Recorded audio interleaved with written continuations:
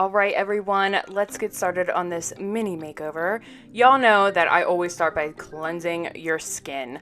If you do not cleanse your client's skin beforehand, if you don't prep it properly, I mean, I'm talking eye cream, serum, moisturizer, primer, whole 9 yards, then your makeup or your client's makeup is not going to last as long as it should, and it's not going to look as flawless as it can. So just remember, moisturizers, eye creams, different cleansers, anything, primers, it's all there to help us boost the way that our makeup looks and also feels on our skin. Plus, it's going to make it last so much longer. So please remember to always be prepping your or your client's skin. Oh, look, here I am still prepping her skin because, guys, I am literally a sociopath when it comes to prepping a client's skin. I truly believe it's what makes makeup look so amazing. So I really cannot stress enough, if you take care of your skin and have good skin, then you will have amazing makeup. So once I let skincare kind of sit and settle into skin for a little bit, I go in and start kind of just brightening and concealing under the eyes. Aziza has a little bit of hyperpigmentation around her eyes, which is totally fine. I use the RCMA 5 Series foundation and concealer palettes. They are basically pure pigment, so there's really not a lot of filler to them. So basically all that means is that there's not a lot of filler that can move around on the skin and crease a lot. So the pure pigment is pretty much going to settle into skin a lot better and probably a lot more flawlessly than your typical concealer that you would buy out at a store, because a lot of brands put a lot of like skincare and fillers in these products that can move around on the skin. So yeah, using a pure pigment product for me as a professional is absolutely key. Next up is some foundation. I use Faceatelier. Faceatelier, again, is a pro-grade brand, so not a ton of filler, more pigment-based than anything. So I truly believe that your makeup should be layered on and built in very thin layers. That's what makes it look really flawless, and also it kind of helps you control how much you put on your skin so you don't have a lot of creasing. So that's basically all I did with Aziza, just kind of worked in very thin layers. It's how I like to do all of my clients personally. So yeah. Also, I like to press the product in, so I try to press it in with a brush first, and then I just go back in with a sponge and just lightly pick up any excess product. I go back in where I need more coverage in certain areas. I try not to go over the entire face again. I just put product where I think product should be, and I only use as much product as I think a client really needs.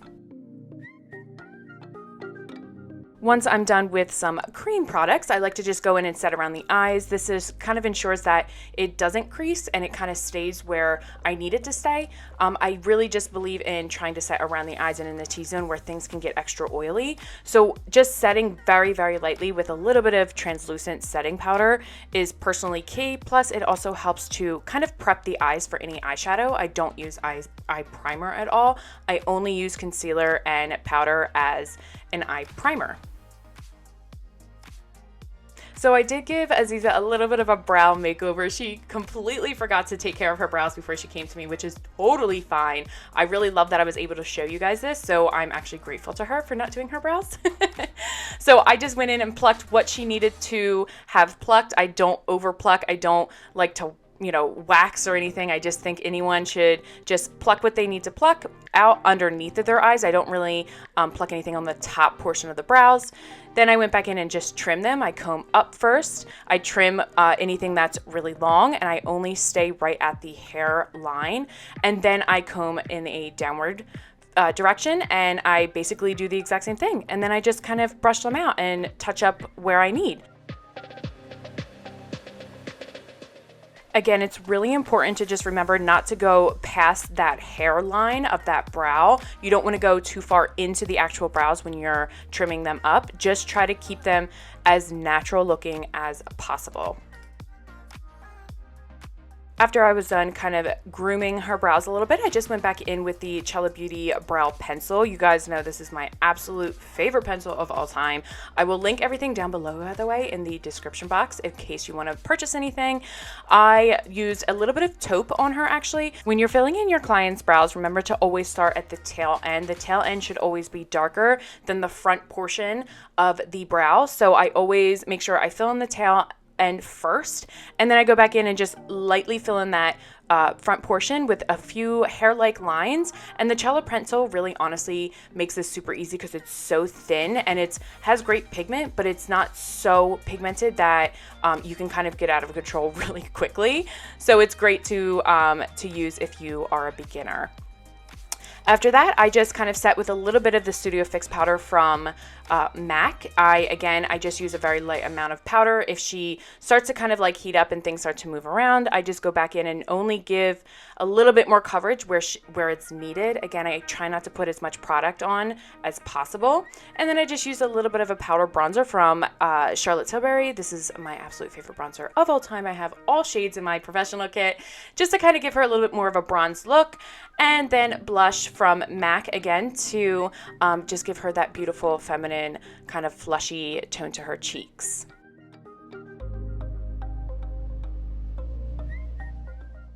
If you haven't tried the Tilbury highlighters yet, I highly suggest that you do.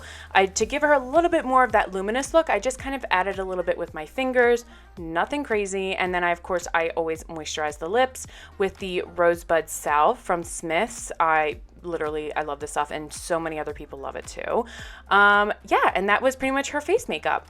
Next, I went in with the Chella Beauty Divine Purpose palette. This palette is one of my absolute favorites. It has so many amazing neutral colors and then just a few like pops of color, which is amazing if like you kind of want to do something fun or a little bit more festive. It's just a great palette to have all around. I started out by using the shade Mindful in her crease, which personally to me, this color is absolutely amazing. It's honestly the most perfect transition shade. It is warm with a little bit of coolness, but it's not too dark, it's not too light. It's just kind of like a great color to have all around.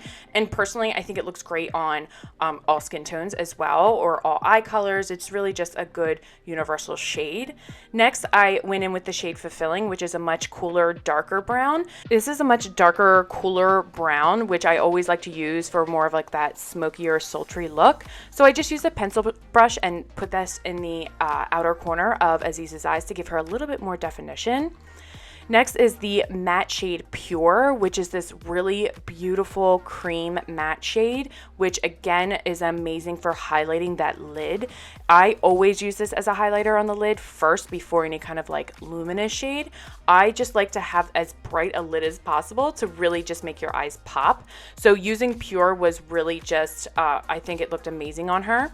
And then I went in with the shade Authentic, which is basically pure but in the luminous sense, so it has a little bit of shimmer and just gives a little bit more of a pop to that inner corner of that eye. And truthfully, you don't have to use a brush for any of these shadows. These shadows are actually infused with hyaluronic acid and lots of different like skincare, so they're super soft and buttery and easy to blend. So using a very clean finger, especially around that eye, is perfect too, especially if you don't have like all the different brushes that maybe, you know, a professional makeup artist like myself may have. So again, super easy to use with just your fingers. An alternative to liner is always shadow. I like to use shadow on the top portion of the eye for liner or even the bottom.